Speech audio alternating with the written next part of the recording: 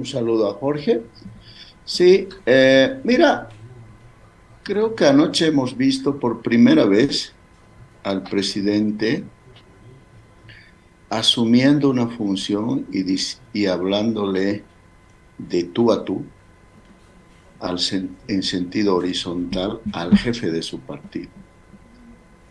Pero lo muestra al jefe de su partido como más o menos como un monstruo, como un demonio, como un gran peligro, no solamente para su gobierno, sino para el país.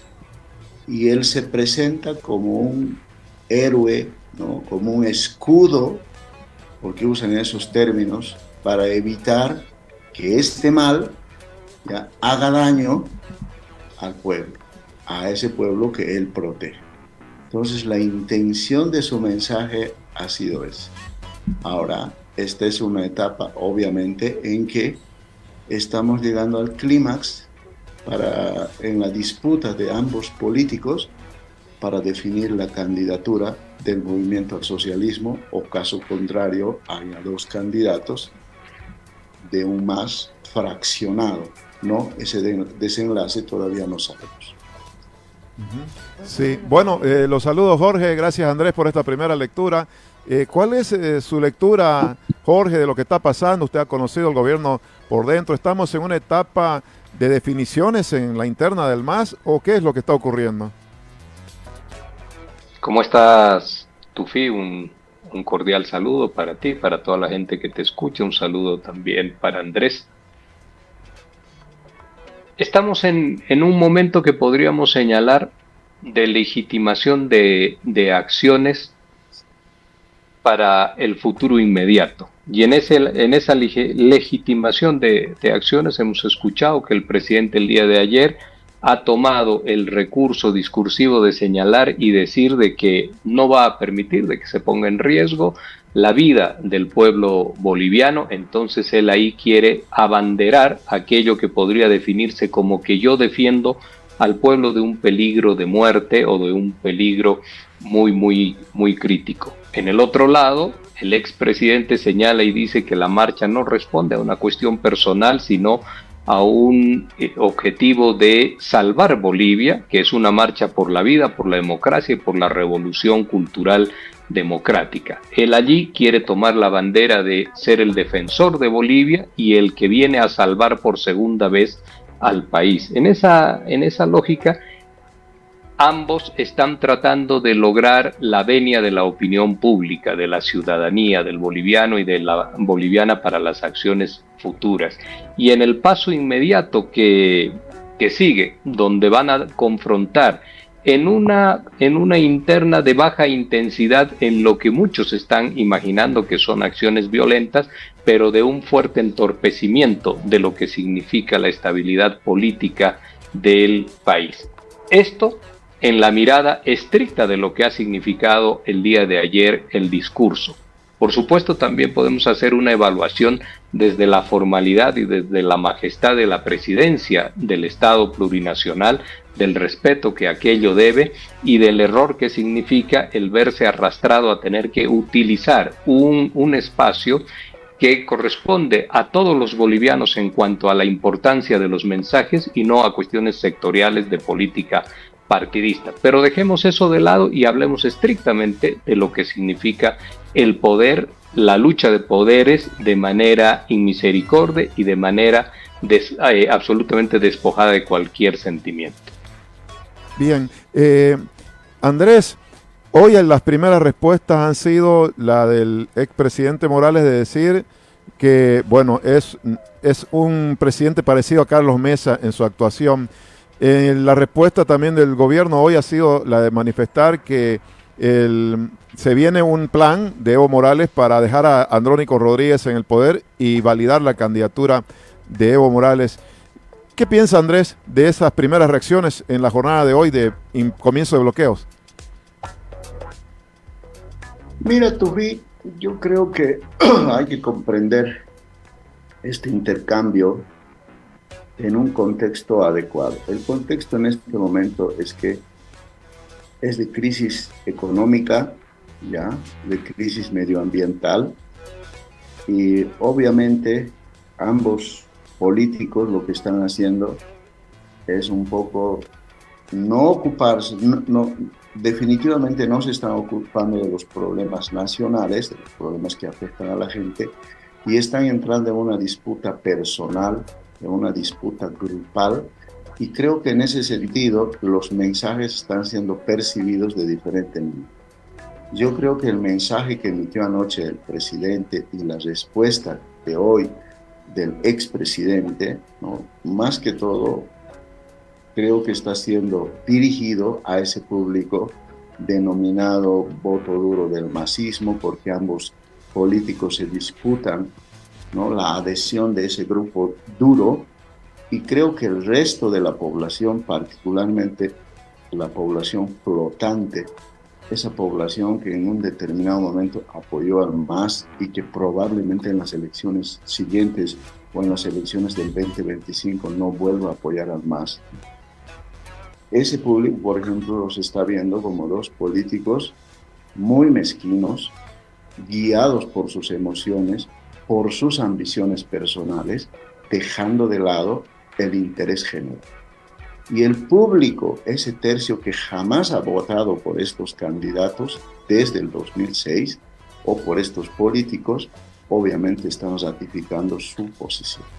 Entonces, en ese sentido, yo creo que estos mensajes, este intercambio de mensajes a nivel público, ¿no?, creo que van a tener su efecto más que todo en este grupo flotante, un poco de empezar a discernir por dónde va a ir la intención de voto del 2025, y obviamente la disputa por ese público duro, por el voto duro del MAS, que creo incluso ya no solamente hay, digamos, evistas y arcistas. Yo he visto que ha nacido una tercera fracción que no quiere ni uno ni el otro, ni a Arce ni a Evo. Entonces habrá que ver cuál va a ser la evolución de la percepción de estos mensajes en esos tres públicos, más que todo en dos. Uh-huh. Sí, vuelvo con Jorge a propósito de lo que dice Andrés. Anoche el presidente convocó prácticamente a Evo Morales a básicamente retirar su candidatura, e inclusive habló de apoyar a ambos, un proceso de renovación política al interior del MAS. No sé si eso habrá implicado también una decisión del presidente Arce también de declinar o no una candidatura propia. ¿Qué piensa en relación a esa convocatoria, esa exhortación? Jorge, ya dice el presidente, la candidatura de Evo Morales no debe ir, debe plantearse una renovación, y ambos tienen la obligación de esa renovación, mencionó. ¿Qué piensa? ¿Hay realmente esa posibilidad de una renovación, una tercera opción? Las posibilidades son infinitas en política siempre, Tufi. Pero hay que partir de una realidad. Ambos contendientes acá son excluyentes. Esto quiere decir que el uno no acepta que el otro participe, así sea con sigla diferente, en la misma contienda electoral. Esto quiere decir también que van a intentar anularse para el proceso del año 2025. Entonces, muchas de las cosas que se vayan diciendo, de las afirmaciones que vamos a escuchar, van en esta línea de tratar de encontrar una posibilidad de convencimiento o de forzar con apoyo siempre de la opinión pública para que el otro pudiese desistir, asistido por la razón de el gran espectador que es la población en general. Pero el hecho real, la lucha política descarnada pasa por otros elementos, pasa por lo que va a hacer en los próximos días, meses, el Tribunal Supremo Electoral, lo que va a hacer el Tribunal Constitucional, como dos elementos dirimitorios de lo que puede significar la posibilidad del expresidente. Pero allí esto que lo afecta y lo incomoda al expresidente Morales no significa que deja el camino fácil y expedito para el presidente Arce. El presidente Arce tiene el mayor opositor, que no es el señor Evo Morales. El mayor opositor hoy es la realidad política y económica fundamentalmente del país, y la realidad de lo que están viviendo los bolivianos, los sectores industriales, los sectores productivos. Esa realidad también va a ser determinante en la construcción o en la posibilidad de candidaturas con éxito. Pero siempre está allí la especulación de que no estando el competidor mayor, imagínese usted que el señor Evo Morales participa en procesos electorales nacionales desde el año 2005, 2009, 2014, 2016, 2019. Entonces, no estando ese competidor, pues se imaginan, el presidente Arce lo dijo esto en una entrevista, que cualquiera desde la izquierda y desde el progresismo puede ser candidato con posibilidades reales. Entonces, tiene que quedar fuera el señor Evo Morales, y el señor Evo Morales también va a intentar de que, profundizando él desde su rol opositor la crisis económica del país, una crisis económica dolorosa, va a conformar y va a estructurar un gobierno altamente impopular. Un gobierno impopular es alguien que en su máximo representante, el presidente en este caso, no va a tener posibilidades de ser candidato. Son excluyentes y están buscando anularse mutuamente. Sí, bueno, vuelvo con Andrés. Andrés, se maneja también esta hipótesis que puede llegar a un nivel de descomposición grande el país debido no solamente a este problema interno del MAS, sino los problemas económicos, inclusive ambientales, que podrían determinar una interrupción o un acortamiento de mandato. ¿Qué de viable es esa hipótesis o no? Y luego, el rol de la oposición, Andrés, en ese contexto de crisis, ¿cómo lo estás viendo? Hay quienes, bueno, lo leía a Gringo González, que la oposición tiene la oportunidad de ganar si es que se une, inclusive en primera vuelta. ¿Cuál es tu lectura?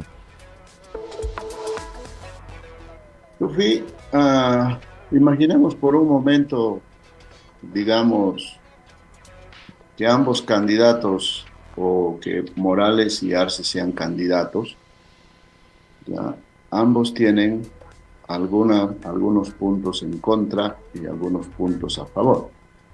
Por ejemplo, el expresidente Morales, en caso de que fuera candidato, tiene un punto a favor que se llama el buen recuerdo. Hay electores que piensan que en su gestión la economía funcionaba bien. Uno puede explicar las causas de que no, ahí viene el origen de la crisis, todo, pero yo creo que el expresidente ya está apelando a ese buen recuerdo permanentemente. Pero el punto en contra que tiene, solo para mencionar uno, es que es un candidato resistido, rechazado. Debe ser el candidato más rechazado ya en este momento, o el precandidato más rechazado. ¿Qué pasa con el presidente? El presidente, si tiene un punto a favor, es que tiene el poder a su favor, ¿ya? Tiene el poder, utiliza, por ejemplo, el TCP, ¿ya? Tiene los recursos públicos a su favor, entonces tiene la atención de los medios de comunicación, y ese es un punto a favor. Pero el punto en contra es que no presenta una solución a la crisis económica. Entonces, como no presenta una solución a la crisis económica, su imagen está pasando de ser el autor del milagro económico, ¿no?, al responsable o al culpable de la crisis económica. Entonces, el elector medio, que tiene una información muy buena, lo que está empezando a pensar es que no cumplió sus expectativas. Por tanto, no es viable como para poder ser reelegido. ¿Qué sucede en medio de todo eso? La oposición, ¿qué papel puede cumplir? En eso tendrá que analizarse muy bien lo siguiente. Hay una predisposición en este momento, como sucedía en 2005.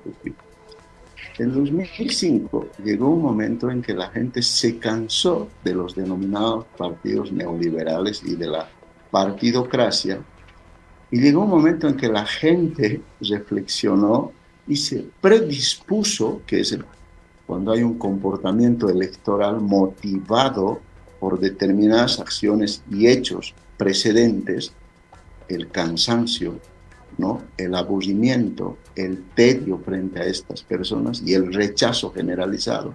Entonces llegó un momento de decir, bueno, ya nos hemos cansado de esto. A otro. No importa aquí.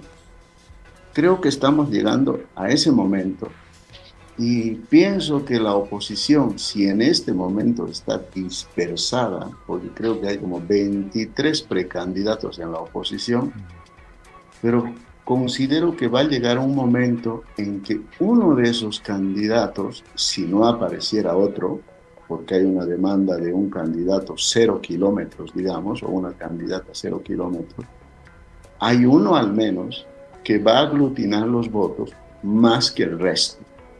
En torno a eso, yo creo que la gente que considera que se debe refrescar la democracia tendrán que respaldarlo, apoyarlo, inducir a la gente a que vote por ese candidato o esa candidata, precisamente para que haya un refrescamiento, una revitalización de la democracia. Sí, yo también considero que la oposición está como nunca en condiciones de ganar. Pero ojo, en este momento, así como están las cosas, pero todavía falta, pueden suceder muchos hechos o pueden pasar algunas cosas que pueden cambiar las circunstancias. Bueno, vuelvo a Jorge. Jorge, usted ha escrito bastante y en forma crítica o autocrítica en su momento sobre lo que implica los problemas de gobernabilidad. Sobre todo ha mencionado ayer, por ejemplo, una columna que ha sido un craso error del presidente enfrentarse al propio Parlamento e ir por otro camino. Le pregunto si tiene el presidente el juego de cintura suficiente para reconducir ese escenario de ingobernabilidad que existiría en este momento. Y lo mismo, en su momento también usted dijo que un poco el futuro escenario político de definiciones electorales pasaría por la figura de Evo o Arce o Chapare, y en este caso el presidente, y no necesariamente la oposición. ¿Le mantiene esa lectura de que no hay una posibilidad de que la oposición también le dispute el poder al proyecto o al movimiento del socialismo? Son dos preguntas, Tufi. La primera muy rápida. El presidente tiene unas legitimidades que han ido erosionando en el tiempo. No se puede vivir pensando que se ganó una elección con el 55%, porque la legitimidad es dinámica, se construye día a día, y la legitimidad o la legitimación social de su gobierno se ha ido evaporando a consecuencia de los hechos de crisis que tenemos y vivimos hoy en día. Afectar la Asamblea Legislativa, que nos guste o no nos guste en su composición, es por donde circulan la aprobación de leyes fundamentales que entiende el presidente como fundamentales para su gobierno, es un error. El segundo elemento es que los diálogos con los distintos sectores que emprendió, sobre todo empresariales, son insuficientes y han culminado como reuniones simplemente. Lo que yo había escrito es la necesidad de un diálogo, de un acuerdo nacional, un diálogo nacional que termine en la firma de un gran acuerdo nacional que le permita reconstituir legitimidades con la posibilidad de darse gobernabilidad, que la ha perdido, una gobernabilidad suficiente para la aprobación de leyes fundamentales y poder continuar y terminar su mandato de manera estable, porque la estabilidad también es un tema fundamental. Entonces el error es atacar la Asamblea Legislativa cuando se necesita de manera fundamental la participación de la misma, independientemente, insisto, de su composición, y creer que la figura de allí unos movimientos sociales o la Central Obrera Boliviana le va a permitir obtener una gobernabilidad. No va a ocurrir aquello, la Central Obrera se va a ir seguramente pronto y se va a quedar sin gobernabilidad y sin las leyes. Y el sector de Evo Morales le va a ir haciendo algunas concesiones de aprobación, pero absolutamente insuficientes para lo que busca el gobierno. La segunda pregunta, yo tengo una mirada respecto de la oposición. Preguntaría en todo caso, como respuesta, ¿quién es la oposición hoy en día en Bolivia? El hecho de que un sector, el sector hegemónico de los últimos el próximo año son XIX, de los últimos 18 años, esté en una crisis profunda, no genera que automáticamente los sectores de oposición tengan la posibilidad de ganar el proceso electoral, porque ellos también debieron haber ido construyendo algo en el marco del tiempo. ¿Qué distinto le ofrecen hoy al país de aquello que los caracterizaba en el año 2003 cuando se produjo la caída del viejo sistema de partidocracia? ¿Algo diferente proponen de aquel entonces a hoy? Pues absolutamente nada diferente. El modelo económico es el mismo modelo de neoliberalismo exacerbado, de privatizaciones, de acudir al Fondo Monetario Internacional, de más préstamos por la vía del Fondo Monetario que significan recortes en las políticas sociales. No proponen absolutamente nada y están intentando reconstituir la vieja coalición, que significa cada uno participa para poder estructurar después una alianza de gobierno. Lo que un día cayó porque también significó una crisis de final de ciclo, no es hoy la referencia para poderlo mostrar como la salida en el tiempo. Si pedimos como la salida idónea de sustitución a lo que ha significado el modelo del movimiento al socialismo. Y lo último, señalaría allí, en cada tiempo de reposición de final de ciclo hay un tiempo bisagra, Tufi, y ese tiempo bisagra significa que si los actores son los mismos, pues entonces es previsible que se sostenga y se mantenga la crisis. Y la bisagra en ese caso se abre todavía un poco más y la crisis puede pasar o puede extenderse hacia el año 26, 27, 28. En cada proceso de final de ciclo que hemos tenido, el final de los militares, el final de la partidocracia, el tiempo bisagra ha sido de alrededor de 4 años, donde se profundiza todavía aún más la crisis. Sí creo que el país está esperando que aparezca una persona, hombre o mujer, que tenga la capacidad de pergeñar, entendiendo la complejidad de lo que ha significado el proceso de construcción plurinacional, pergeñar, le decía, un modelo de país, un horizonte de sociedad y de saber qué Estado queremos construir, y también a partir de eso una convivencia social y política trabajada que permita instalar un perfeccionamiento del modelo económico, con inclusiones y con nuevos participantes y actores de la industria, de la empresa privada y de la economía misma. Pero así como está la oposición en silencio, usted no se atrevería a decirme un nombre siquiera de quién es la oposición hoy en día en Bolivia. Bueno, Jorge, Andrés, les agradezco muchísimo.